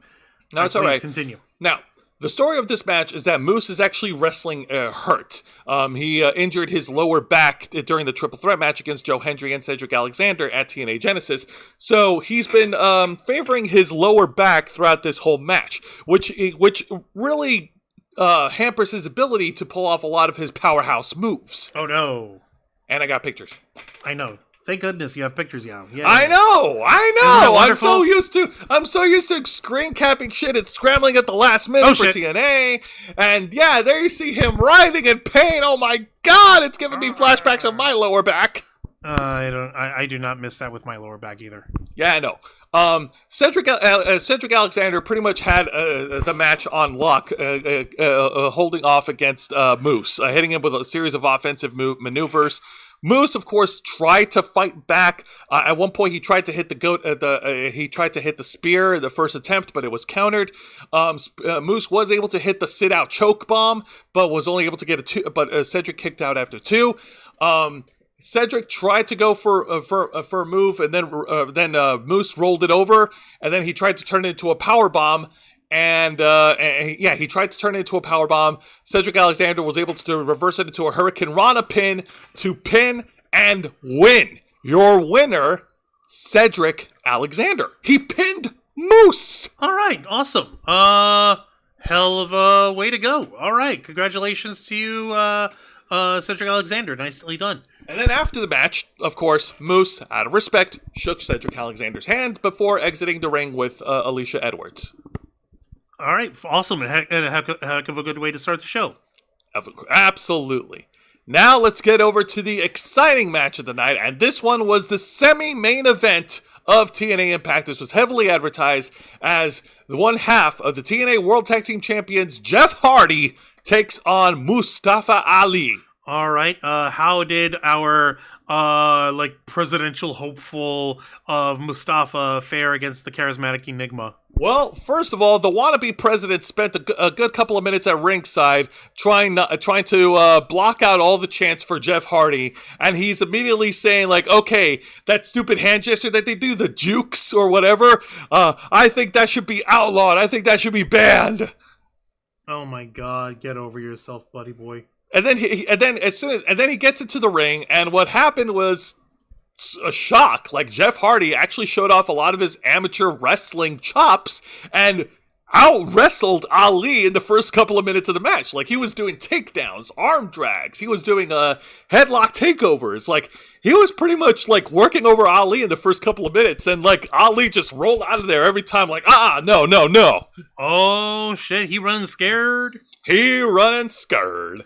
Oh my God. Like, Ali, of course, then was able to get back into the ring. He had, of course, with a little assistance from Order 4 at ringside, they knocked out Matt Hardy. They provided assistance for Ali. Ali took control of the match. But then later, as we get closer to the end, Mustafa Ali, he hits the fourth, Jeff Hardy tries to go for the Swanton Bomb. Mustafa Ali was able to reverse it. Ali hits the 450 splash. But Jeff Hardy kicks out after 2. Ali, pissed off, goes at ringside, grabs one of the TNA World Tag Belts, but Matt Hardy stops him in his tracks, and then Matt Hardy uses the belt to clock every member of Order 4, and then Jeff Hardy hits the Twist of Fate on Mustafa Ali, goes to the top rope, hits the Swanton Bomb to pin and win. Your winner, Jeff Hardy. All right, nice. Okay, yeah, pretty straightforward. The Hardys standing tall over the Order 4 fluking out, and Jeff showing off his chops against Mustafa. So very good. Holy shit! Like, for a guy like Jeff Hardy, who's like already up there with age, and honestly like slowing down in his wrestling, showing a lot of wrestling rust, like. He was surprisingly agile, like surprisingly fast, like in the first couple of minutes, like with that amateur wrestling showing off shit. Very cool. Yeah, I know, that was... Like, folks need to remember, he is still a professional wrestler. I know. Now let's get over to the exciting segment of the night. We get an in-ring promo segment from the TNA World Champion, Mike Santana. All right, what's our boy got to say after he basically laid everybody out?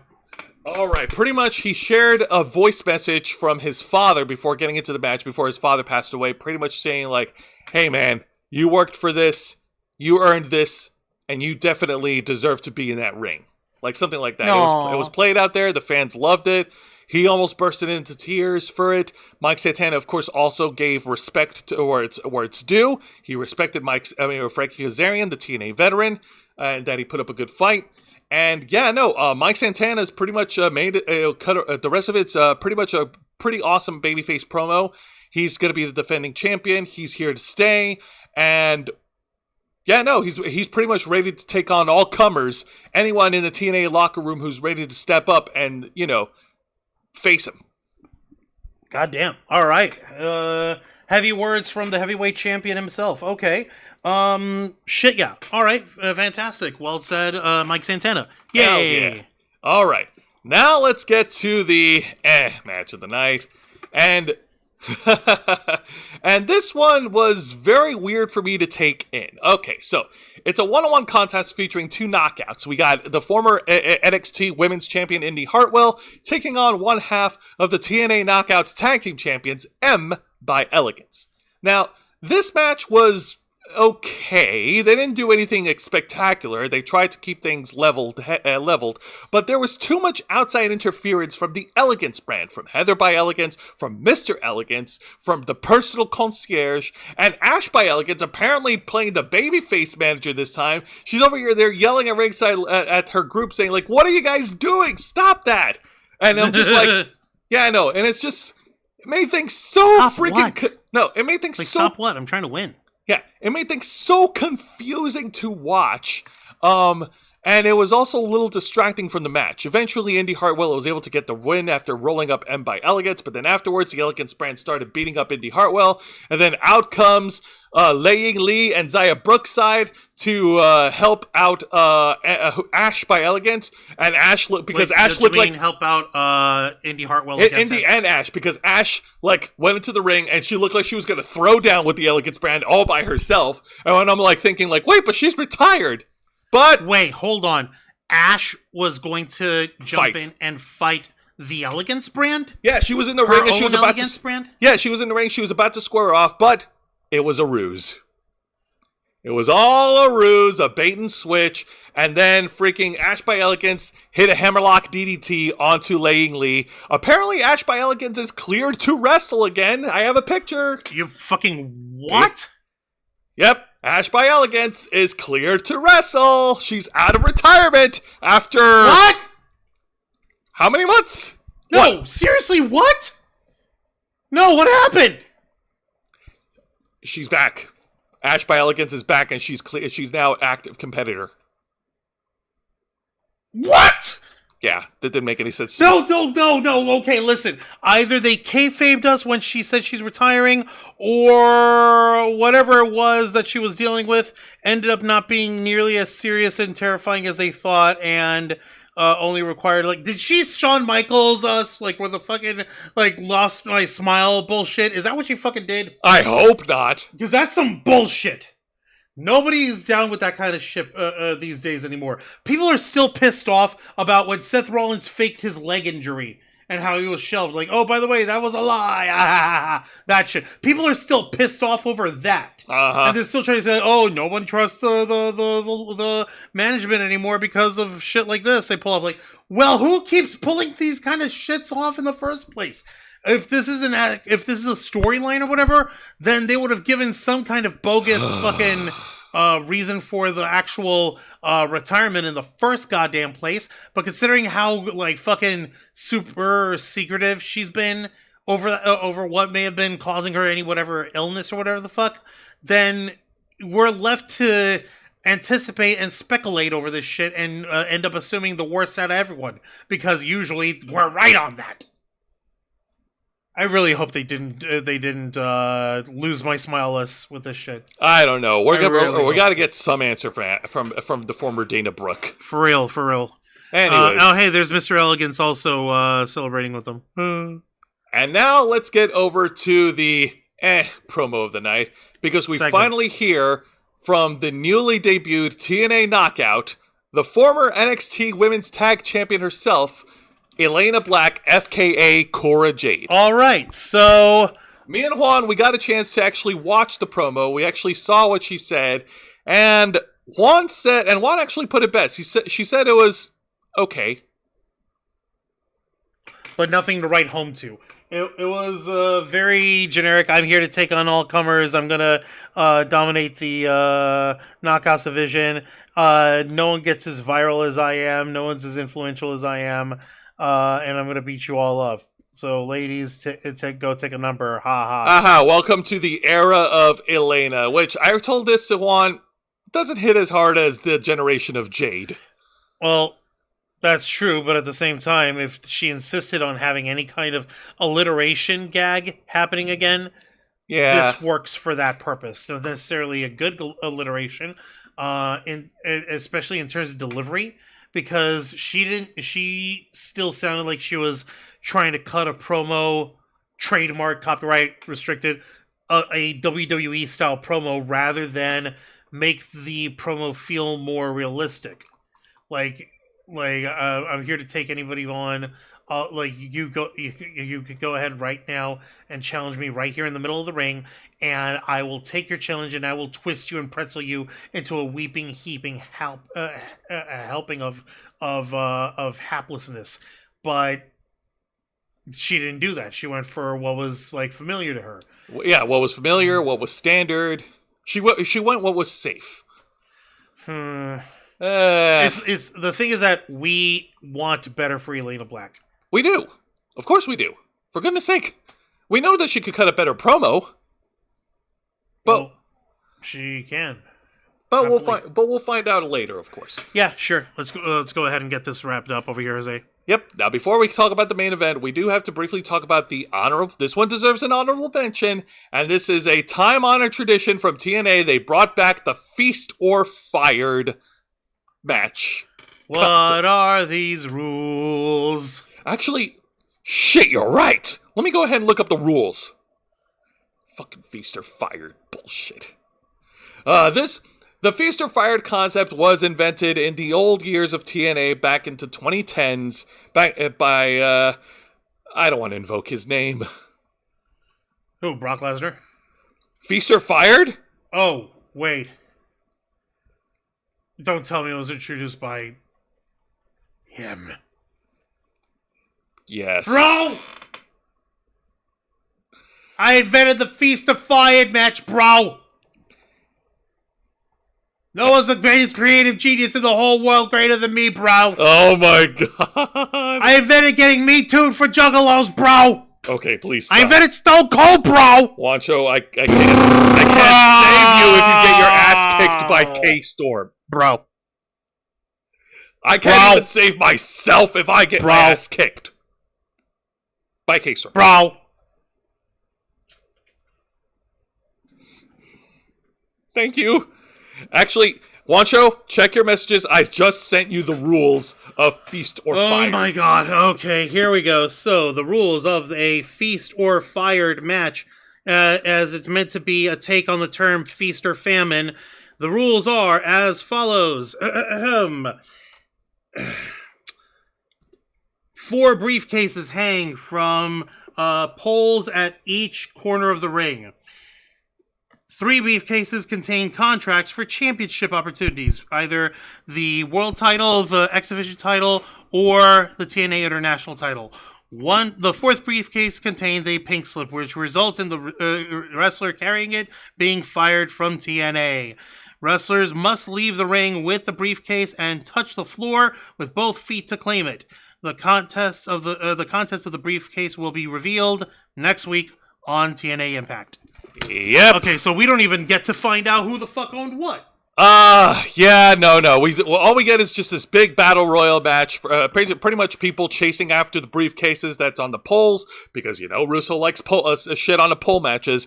But there's one good thing, a good takeaway that we did get out of it, and we got the return of 1/4 of the Rascals, who's back in TNA, Trey Miguel. Yay! Now, this return, of course, comes with a bit of real-life controversy. He was scheduled to debut along with the Rascals in AEW, but he was fired from AEW after they found some homophobic tweets that he put out back in 2019. What? Yeah, I haven't researched into the tweets because I don't want to. But Trey Miguel, since then, since being fired, did post a big apology about it, and a lot of personnel at AEW, including the wrestlers, were pissed off at Tony Khan for firing Trey Miguel. Trey Miguel was actually considering quitting pro wrestling altogether before re-signing with TNA. God damn it! Like, what the? Tony Khan can't do anything right. He can't even buy the Rascals properly. Fucking idiot. No, okay, listen. Obviously, homophobic tweets, bad luck. Don't do it. It's bad, especially if you're a fucking professional. Which reminds me, I gotta bring up something for you that we need to bring up tomorrow night on the Ravens Flock. It's not our headline, but we gotta bring it up. Okay, go on. Trey Miguel did the right thing. I'm assuming he went ahead and deleted the tweets also? I'm assuming so. Like I said, it's back in 2019, 2018. It's a long time ago. So they're bringing this. They're bringing up old dirt then. Yeah.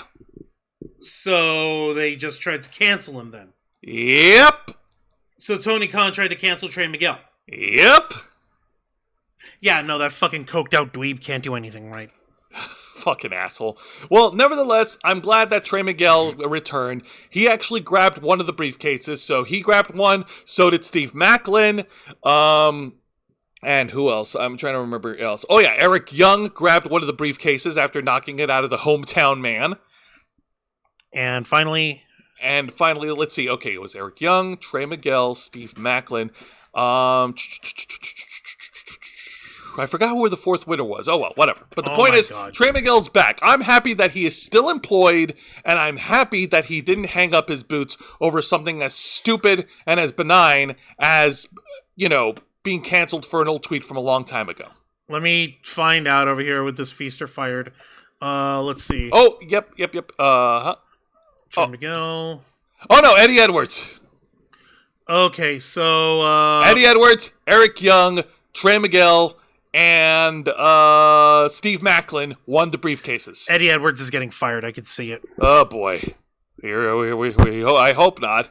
But then someone's going to get fired, so we'll find out. But then again, why are they pushing Eric Young? More to the point, why is TNA still continuing this tradition? It's so ridiculous. I don't like it. The only reason I'm talking about it right now... No. No, please, let the ghosts of the past stay in the past. Come on. Let's move on to the main event. I invented the Rock, bro. Let's move on to the main event. Let's get to the main event segment, as this one has been hyped up by TNA. They've been advertising it ever since JDC officially retired at Genesis. The System are going to be introducing a new member to replace the former Fandango. So, I mean, okay, there's plenty of TNA wrestlers right now who can make a name for themselves in this new faction. You got some great up and comers that's coming in. So you got some notable names on the roster. I'm actually curious. JDC gets on the mic and he introduces the new member as Bear Bronson, the guy from AEW Dark, and a little bit of Collision. Who? Yeah. Who? Bear Bronson, this nobody shows up, and he's the newest member to replace JDC. And of course we can't have everything end on a boring note, so let's make things exciting by doing a heel turn. Wait, who got heel turned on who? What? The System ejected Moose and JDC from the group after they brought in Cedric Alexander to join their ranks. Cedric Alexander and Bear Bronson helped Eddie Edwards and Brian Myers to destroy Moose and JDC in the middle of the ring to close off the show. What? Moose has been kicked out of the System. Holy shit. He started the System, didn't he? Oh, he did, but not anymore. They don't need him anymore. And I have no idea how long of a shelf life this new lineup is going to have. Okay, so now we've got this Bear Bronson, Cedric Alexander, Brian Myers, and fucking Eddie Edwards? Yes. Well, like, why is what's-her-face, Alicia Edwards, not standing alongside with the rest of them? Is she disapproving, or what the fuck? She was the only one that was a little conflicted of what's going on. Like, why are you doing this, honey? Because fuck them, that's why. And that's how we close off the show. Oh, Nikki Bella made their way in the chat. Hey up, Nikki Bella. Welcome to Wrestle Rewind. Yay! All right, and speaking of wrapping up, Juancho, ring that bell. Don't mind if I do. Okay, so this week's edition of TNA Impact, a little bit of a step up from last week's televised debut, which everyone crapped on. Looking at you, Luke Owen from Wrestle Talk. Jexy fucking Carter! I know.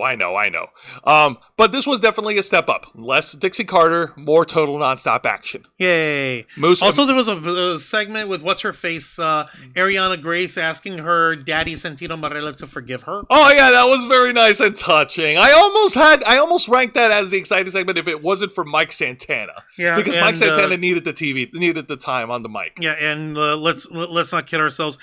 She's gonna turn on her dad some fucking how anyway. I love this family drama, but no, that was fun. Moose giving the rub over to Cedric Alexander in the opening match, that was also really cool. The Feast or Fired concept has got to go, man. Like, seriously, it needs to go the way of the dodo bird. That was part of the old regime of TNA. You know, just because you had a tradition that worked back then, that doesn't mean it works now in the current landscape, especially after you landed a new TV deal with AMC. What in the hell? Come on, guys. You got to do better than that. Also, TNA Impact was still hampered by some issues with work visas, first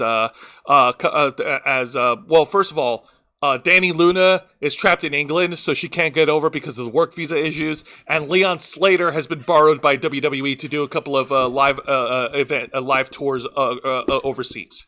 God damn! I know. All right, so like this is fucking nuts over here. Why? I don't know, but this was still at least an improvement over last week. Yeah, like I still need an explanation. How the hell is Ash by Elegance ring worthy again? How is she able to compete again? It's a miracle. We're gonna find out. We're gonna find out next week. I sincerely fucking hope so. We better find out next week. I'm gonna kick things in the nads if we don't. Now, this week's edition of AEW Dynamite, pretty fucking awesome. I like the matches involving Kenny Omega versus Josh Alexander. I would have liked the Mike Bailey versus Samoa Joe matches if it wasn't for the over interference. Overusage of the run-ins. The overusage of the interference from the ops. It's so unnecessary. And we know Samoa Joe's a badass. He don't need no extra muscle. But everything else was pretty solid. The opening promo, MJF needs to start switching up, man. Like, after a while, you gotta move on from the same gimmick that you've been peddling for years, man. Just referencing the competition just to get a cheap pop. Come on, dude. It's like I told you before.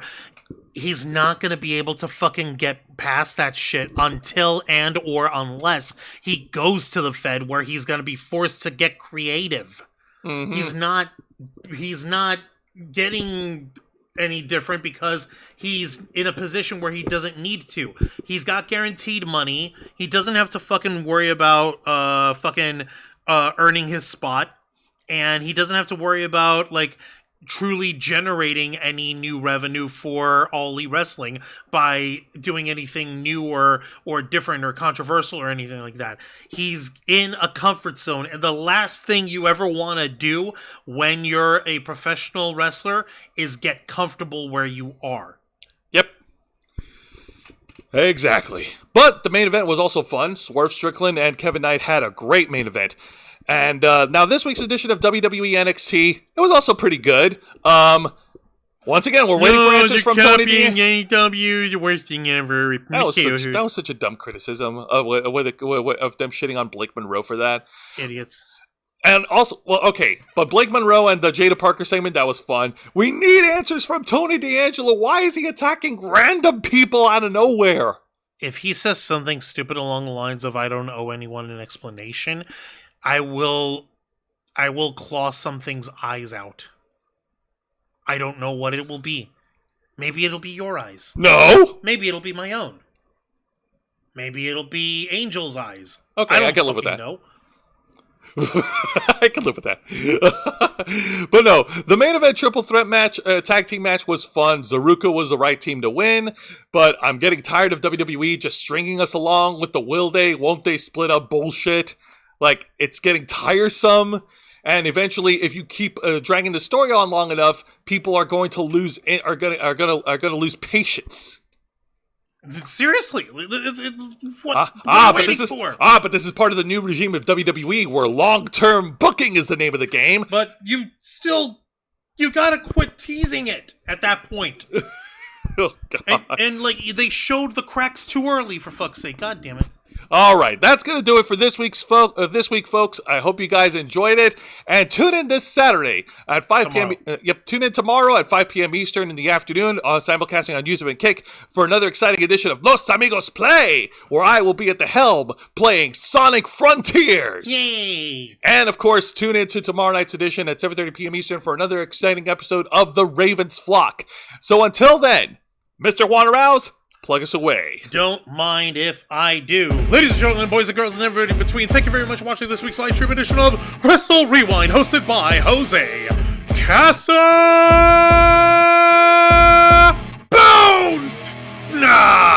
As he reviews for you the best of the worst of three of the most exciting professional wrestling programs in North America today: WWE's NXT, AEW Dynamite, and TNA Impact. Step into the ring every Friday night at 7:30 p.m. Eastern Time, simulcasting on YouTube and Kick.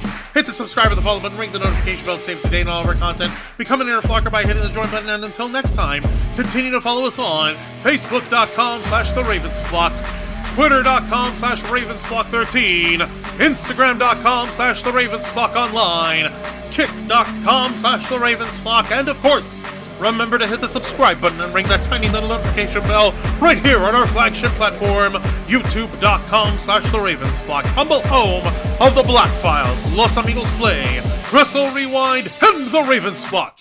All right, folks, thank you very much for tuning in to another exciting edition of Wrestle Rewind. For Mr. Juan Arouse, I'm Jose Casabona, and this is Wrestling.